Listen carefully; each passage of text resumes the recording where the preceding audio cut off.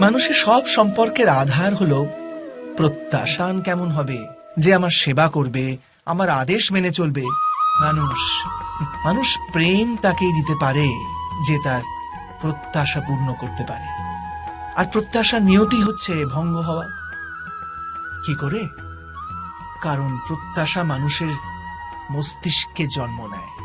কোন অন্য ব্যক্তি তার প্রত্যাশার কথা জানতেই পারে না। পূর্ণ করার প্রবল ইচ্ছে থাকলেও কোনো মানুষ কারোর সকল প্রত্যাশা পূর্ণ করতে পারে না।